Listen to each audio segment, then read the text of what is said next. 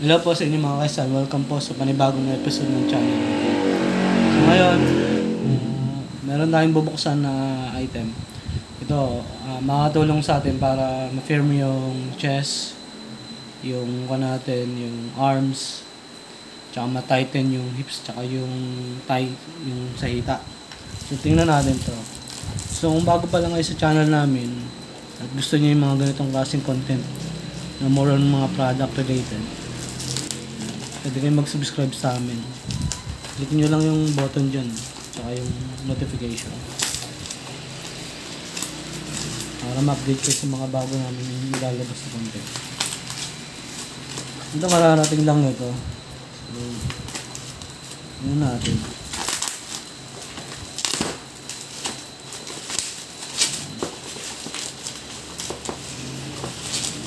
Ang tawag dito is tummy trimmer. So, napakamura lang ito. 85 pesos lang ito. Kung magustuhan nyo to, pwede kami mag-iwan ng link dyan sa description. Pwede nyo i-click yun para mag-redirect kayo sa mismong store. Gawin na natin yung insura nyo sa kung paano siya gamitin.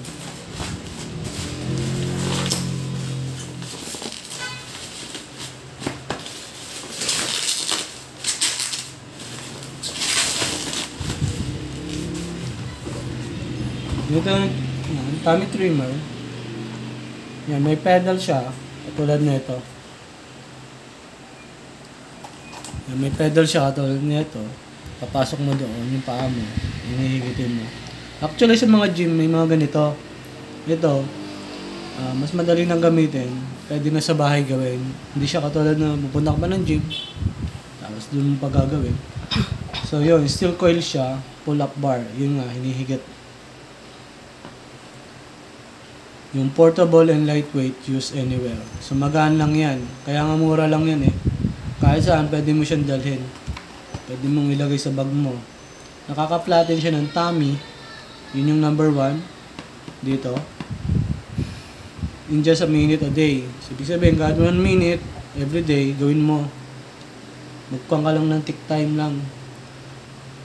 Kasi, para ma-firm yung chest mo, tsaka yung arms mo. Hindi ito sa chest, tsaka sa arms. Yung parang maging ganito yung arm. Yan, yung hips, tsaka yung hita. Yan. Yan, ganito. May mga stroke yan for easy exercise to burn off calories and tone muscle. Yung una, ito yung sa tummy. Ganito position. Diretso siya. Pag naman sa lower tummy mo, higa ka, naka-flat. Kapag yung sa chest and arms yan, medyo naka-slant ka ng konti. For chest and arms, siguro ito, bago ito sa mga lalaki. Yan, para sa hita, tsaka sa hip, yan, ganito naman ang style. So siguro ito, sa tummy, siguro pinaka-okay itong sa tummy, upper tummy, lower tummy, tsaka ito. The best. Sabi dito, do not use while standing. Use only with sneakers or bare feet. So, kailangan naka-sneakers. Kasi, kung nakayapa ka, naka-chinelas ka, baka masugatan ka. Do not let the unit slip of feet. Spring should not be stretched beyond 3 to 6 inches. Ano? Tama ba? Be sure straps are pulled up and snug over feet. If unit loosen on feet, stop exercising and resecure pedals and straps. You should consult your physician before using the program. Tingnan na natin. Yan, ganyan ang itsura niya. So ganitong kakuno, may 85 pesos ka na. Papasok mo yung paa mo dito. Kung mo naman siya. Ito, kailangan talaga naka-shoes ka kasi ayaw. Ayan, ito yung hihilahin. Try natin. Yan, medyo i-slant ka lang ng konti para magawa mo yung chest tsaka arms. Kasi line mo. Yan, pwede mong iangat ng konti ito. Yan, ganyan yung level. Susundin mo lang yung nasa instruction. Saka yung positioning. Tapos mag-tick time ka ng 1 minute. Yan.